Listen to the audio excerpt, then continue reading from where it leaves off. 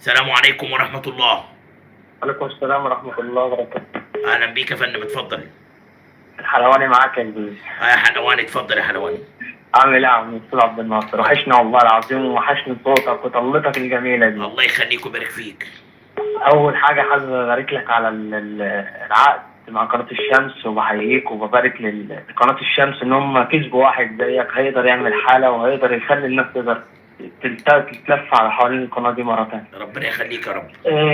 عاوز أقول للناس اللي زعلانة، يعني هقول لكم إيه، يعني والله بجد مش لاقي كلام أقوله بجد. يعني اللي زعلان قول له تعالى انت تحبس مكاني وانا هعمل لك اللي انت عاوزه. حاجة غريبة من يعني. الاخر كده، من الاخر يعني هو زعلان خلاص يا باشا، انت قول له شوف كام واحد زعلان 10 20 قول لهم تعالوا اتحبسوا مكاني وانا هشتم واعمل اللي انت عاوزينه كله، وههاجم وهمسك القضايا وهعمل اللي انت عاوزينه، هعمل كل اللي انت عاوزينه، وانا اعمل كل اللي انت عاوزينه، بس ايه تعالوا انتوا تحبسوا مكاني. انما دول يعني لا مؤاخذة دول طالعين يتكلموا مستنينك انت تتحبس او يجرى لك حاجه، قولوا اهو شوفوا حبسوا اهو شوفوا عمل له مش عارف ايه اهو شوفوا. وده جازات اللي مش عارف ايه، وده مش يا راجل تعالى. ايوه وانت نفسك شفت لما كنت الفتره اللي فاتت كانوا بيقولوا مقعدك في البيت مش عارف ايه عامل. ايوه برافو عليك. ايوه انت اخرك تطلع من ورا ستاره، انت مش هتشوف شاشه لغايه ما تموت بس. وتيجي ساعه ما تقول خلاص يا جماعه انا قفلت الصفحه اقول لك ده خايف ده مش عارف ايه. يا جدع يا عم ولا خلي بالك، ولا العالم دي تحرك لي ساكن يا عم. بقول لك الناس بتدعي بطولات زائفه من خلف التليفونات. اقول لهم انا خلاص انا هقدم برنامجي دوري الممتاز به، اللي عاوز يتفرج على الممتاز به يتفرج، اللي يا عم مش عايز هو حر يا عم.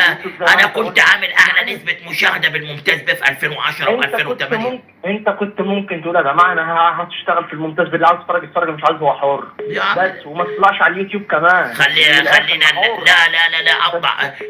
بص يا حلواني اتفرج على اليوتيوب على حلقات زي النار، ووقتها الناس دي هتقول لك حقك عليا.